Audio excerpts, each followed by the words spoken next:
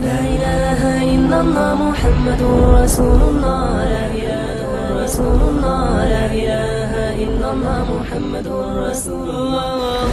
Tata cara tayamum. Tayamum adalah bersuci dengan menggunakan tanah atau debu yang suci sebagai rukhsah atau keringanan ketika tidak ada air.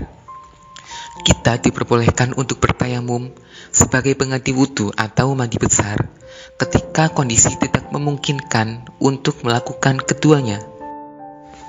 Mengenai sebab-sebab bertayamum telah dijelaskan para ulama fikih, diantaranya oleh Syekh Mustafa Al-Qin dalam kitab Al-Fiqhu Al-Manhaji ala Mazhabil Imam Syafi'i, terbitan Darul Qalam, cetakan keempat, tahun 1992, jilid 1 halaman 94. Menurutnya, ada 4 alasan diperbolehkannya bertayamum. Yang pertama, disebabkan karena ketiadaan air, baik secara kasat mata maupun secara syara'. Yang kedua, jauhnya air. Jauh di sini diartikan ketika keberadaan air diperkirakan di atas jarak setengah farsak atau 2,5 kilometer. Yang ketiga, dikarenakan sulitnya menggunakan air, baik secara kasat mata maupun secara syara'. Sulit secara kasat mata di sini contohnya seperti airnya dekat, akan tetapi tidak bisa dijangkau karena ada musuh, binatang buas, atau karena di penjara, serta lain sebagainya.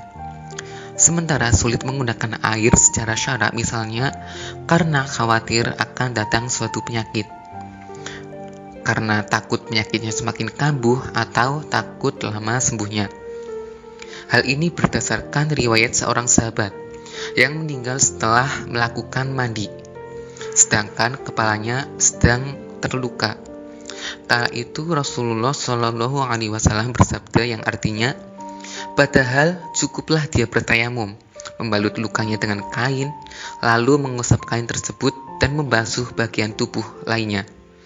Hadis riwayat Abu Dawud. Yang keempat, dikarenakan kondisi yang sangat dingin. Artinya, jika menggunakan air, kita akan kedinginan karena tidak ada sesuatu yang dapat mengembalikan kehangatan tubuh. Adapun mengenai tata cara melakukan tayamum yakni sebagai berikut. Pertama, siapkan tanah berdebu atau debu yang bersih. Yang kedua, dalam keadaan menghadap kiblat, ucapkanlah basmalah. Lalu letakkan kedua telapak tangan pada debu dengan posisi jari-jari tangan dirapatkan. Yang ketiga, usapkanlah kedua telapak tangan pada seluruh wajah disertai dengan niat dalam hati. Niat di sini dicontohkan ketika akan melaksanakan tayamum sebagai pengganti wudhu. Niatnya adalah sebagai berikut. Bismillahirrahmanirrahim. Nawaitu tayammuma listibahati sholati lillahi ta'ala.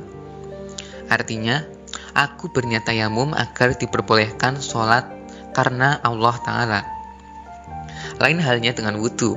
Dalam tayamum, tidak disyaratkan untuk menyampaikan debu pada bagian-bagian yang ada di bawah rambut atau bulu wajah, baik yang tipis maupun yang tebal.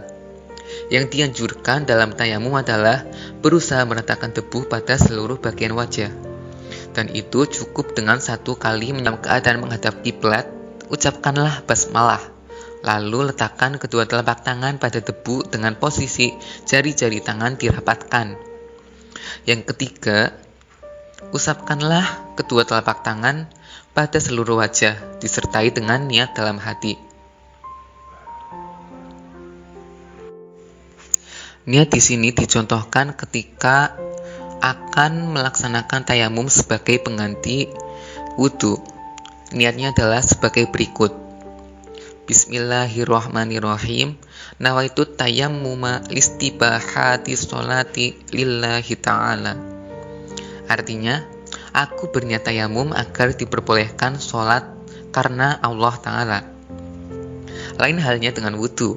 Dalam tayamum, tidak disyaratkan untuk menyampaikan debu pada bagian-bagian yang ada di bawah rambut atau bulu wajah, baik yang tipis maupun yang tebal. Yang dianjurkan dalam tayamum adalah berusaha meratakan debu pada seluruh bagian wajah, dan itu cukup dengan 1 kali menyentuh debu. Sebab pada dasarnya lebar wajah tidak melebihi lebar 2 telapak tangan, sehingga meratakan debu di sana cukup mengandalkan dugaan yang kuat atau holibuzon. Yang keempat, letakkanlah kembali telapak tangan pada debu. Kali ini jari-jari direnggangkan, serta cincin yang ada pada jari jika ada dilepaskan sementara.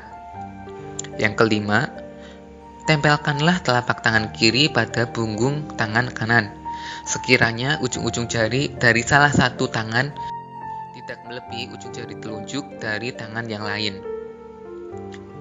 Selanjutnya, yang keenam, dari situ usapkan telapak tangan kiri ke punggung lengan kanan sampai ke bagian siku.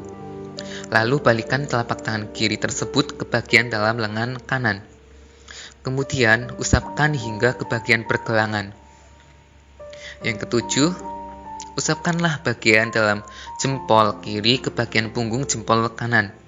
Selanjutnya, lakukan hal yang sama pada tangan kiri.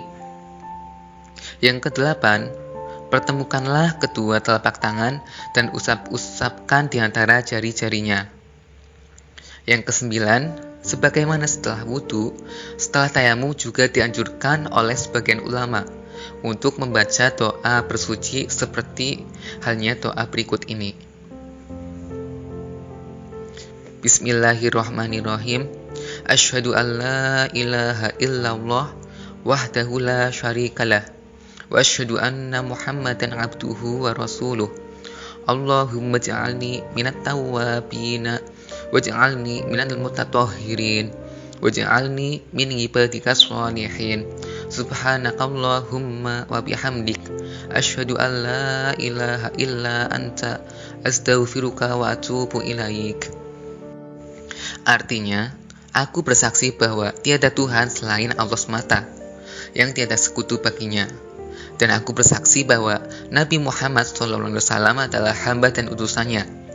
Ya Allah, jadikanlah aku sebagai orang-orang yang bertaubat, jadikanlah aku sebagai orang-orang yang bersuci, dan jadikanlah aku sebagai hamba-hambamu yang soleh. Maha suci Engkau ya Allah, dengan kebaikanmu, aku bersaksi bahwa tiada Tuhan selain Engkau. Dan dengan kebaikanmu, aku memohon ampunan dan bertaubat kepadamu. Demikian mengenai tata cara bertayamum. Semoga Allah senantiasa memberikan manfaat bagi kita semua. Wallahu a'lam bishawab. Terima kasih karena sudah menyimak video ini dari awal hingga akhir.